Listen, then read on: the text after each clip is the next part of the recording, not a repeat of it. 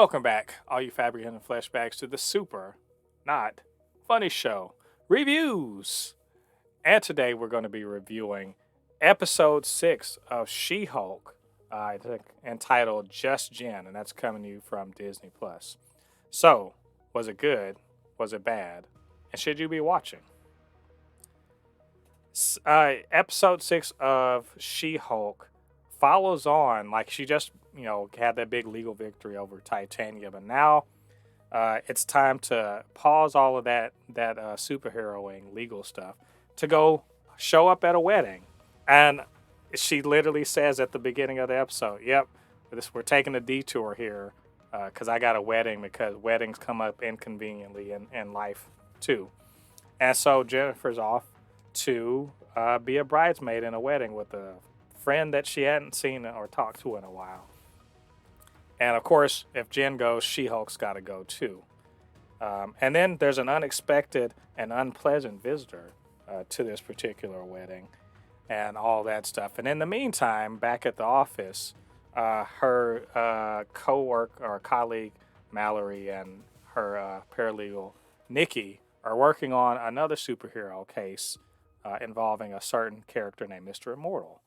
So that's all of that good stuff is going on in this sixth episode. So, LADI, you watched it. What'd you think? I feel like the episode would have been better for me if Jennifer Walters was the one handling the Mr. Immortal case. Because I just felt like this would have been so much like I would have enjoyed it a little bit more if it was her doing the case. Because the whole wedding thing, it just I don't know. Like I understand you can't always have her in the courtroom. It's just that whole like wedding thing kind of just it wasn't entertaining to me, but I of course loved the end. I enjoyed the end, even though one of the parts at the end didn't make any sense to me. Well, two parts didn't make any sense to me. We'll talk about it in the we'll talk about later, but I feel like this is one of the better episodes. This was definitely one of the better episodes, better than the last episode. Um, yeah, and of course, she actually finds a guy that actually likes Jennifer Walters. So that was Yes, cool. it's amazing, right? It's yeah, it's this the A and B story here. First of all, I like the fact that since this is an actual sitcom, a comedy, it gets an A story and a B story. That both get resolved. This, I think this we finally settled into what this show is, and again, surprise, it's a sitcom, and it's like watching King of Queens or Seinfeld or something. Every episode, something new sort of happening.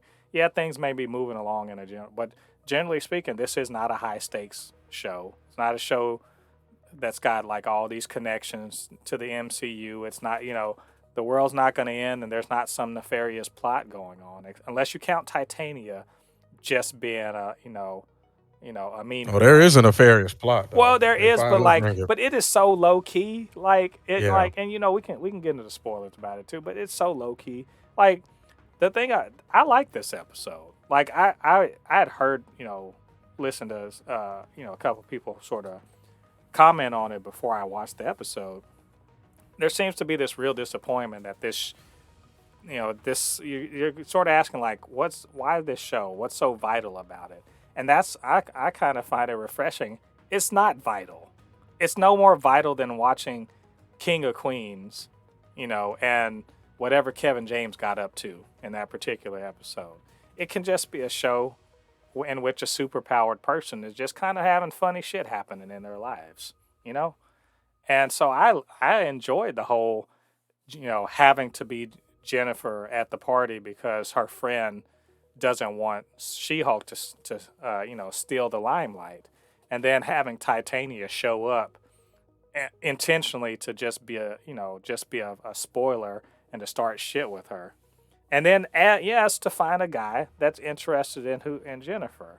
You know, we hope he's a good dude and he's interested in her, and she, because we've been seeing previously that she's been feeling bad about the fact that She-Hulk is overshadowing Jennifer.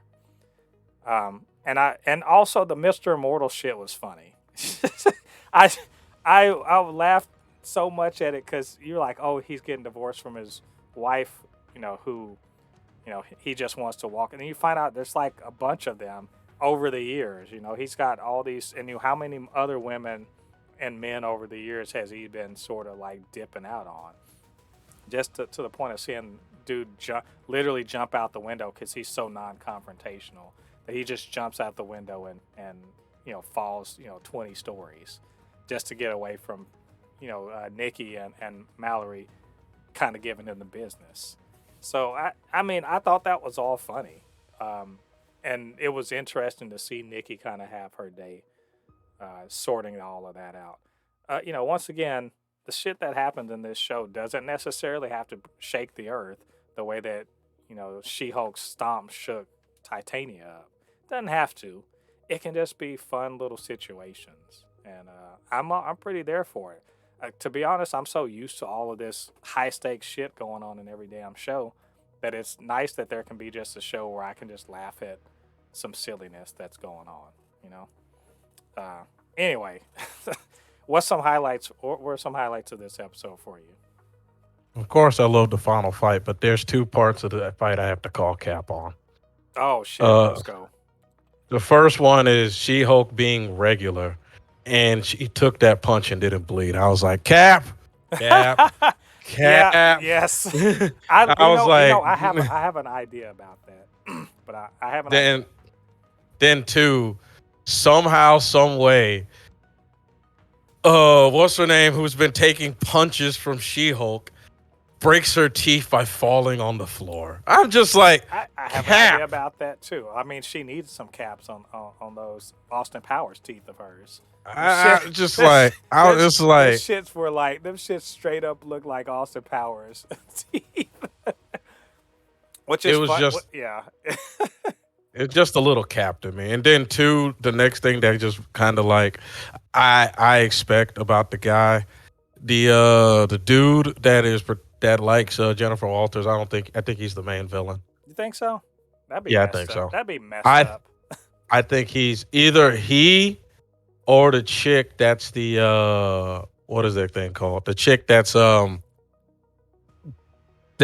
is with She-Hulk. She's dealing with the main villain. Either or, those are they're fishy. You talking about? Wait a minute, that's with She-Hulk.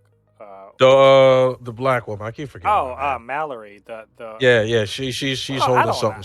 I honestly, she's holding something secret. Yeah, she's holding something secret. And she might not even be a bad person, but her boyfriend or husband, ex-husband might be a villain. Well, you know what I mean? She's currently married, according to her. But well, yeah, like her husband, I won't be surprised is like a villain or something. Like, you know what I mean? Like she's purposely holding back something. I don't know if I'm prepared to follow you down that. Right now, first of all, I like her character quite a bit. She is very much in the mold of in other legal comedies and dramas. She's super not just competent. She's a top flight attorney and she knows it, and she conducts herself. I love that part about her. Now the whole thing about withholding information I think it was sound from Jennifer. I think it was sound because in a moment of like this you were talking about fourth wall breaking.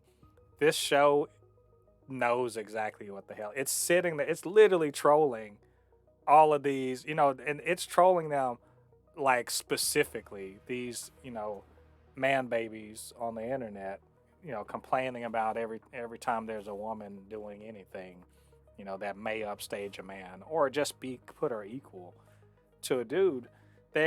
So they literally just like say straight up, like, they call them out straight up. And with the full knowledge and intent, and the other thing is though, then understand that Kevin Feige knows this too, so he's not going to sign off on anything he doesn't want to come out. That they're straight up trolling, the fandom menace types, these kind of insecure ass neckbeards, and and they so much so that getting on that website, they have to basically make a toxic ass profile in order to get approved.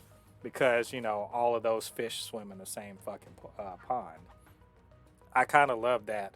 And all I could think was like, I know this is making some people's panties twist, and I love it. As far as like who's the ultimate villain, you know what? I love a mystery as much as anyone else, and I'm purposely not even thinking hard about it. I want it to be a huge surprise, and I really don't want it to be the guy she just met because that would be fucking lame. That's that. How late? Isn't that real? The fact that we're sitting up here thinking it might be him, and it's like, isn't that the cliche? I would not like for that to be true. Um, I don't hope we see Mr. Immortal again, and I really want I really want to see Titania again. I hope that wasn't all we got out of her, because she was fun. She was fun and funny in this episode, and there wasn't enough of her. I think not enough Titania is my only complaint about this episode. So, are we in agreement? Not enough Titania. Yeah, I like to see her more. I mean, the thing about it is that how else will they add her? We'll see. Because how many more episodes are in the show? Was this episode This 6? 6, yeah. So there's 3 more. 3 more? Yep. Mm. And of We'll course, see. Daredevil's going to show up before the end of it, obviously. That's the one thing I'm like, why did you hint him when he's not like why? Such a troll. I am telling you, like, they're not just trolling. The fun thing is that they literally are saying, and I'm seeing people to be like, "Oh, it's a fucking filler episode." I'm like, do y'all not know how sitcoms work? Every episode's a filler episode. Like that, I think that we've been so conditioned that every single episode's got to be tied to some larger narrative that we can't accept that this is literally like a network TV sitcom or legal comedy in which every episode there's something new happening and it doesn't necessarily tie back to anything big. We've been conditioned by the MCU to expect big intricate shit, and we can't a lot of us can't accept that this is not that. It's a smaller scale thing. It's not trying to lead into the next Avengers movie. It is what it is. It's its own thing. And I think it's good. You've been saying before, there needs to be more variety and more, diversity in what's being said and the stories being told. And one of the bits of diversity needs to be, let's get away from every fucking thing. It's got to be like this big ass mystery that's got to be unraveled over the course of the series. Doesn't have to be like that. And by the way, we still get it at the very end. It's in the background. It doesn't have to be big front and center in the episode for things to be happening. As far for me though, I mean, if it's not for you or if it's not for other people, that's fine. Everything can't be for everyone. But I'm quite enjoying this. I think it's really it's doing its thing. I want it to. I think I just want a little more action. That's it. Just a little bit more action. That'll be fine. So Yeah. anyway, I think those are our thoughts on this episode. What do you guys think about it? And what did you think about what we had to say? Get down to the comment section. Let us know your thoughts. Of course, you can always hit us up, supernotfunnyshow@gmail.com or at supernotfunnys1 on Twitter. And do us a favor, get down there, hit that like button. It helps with the algorithm so more people see these reviews. And, of course, hit the subscribe button. Get those subscriber counts up, man. That's, help us out. And hit that notification bell to let you know when we drop more content. All right, all you Fabricans and Fleshbags, thanks for joining us on this review. Come back next week. Episode 7 of She-Hulk. We're going to dig into it. Until then, I've been the Mode Pay, your resident fabricant and comment extraordinaire on all things pop culture, joined by the anime expert, video game designer, and lover of all things superhero, my good friend LADI. And we'll see you guys on the other side of the thread. Peace. Peace.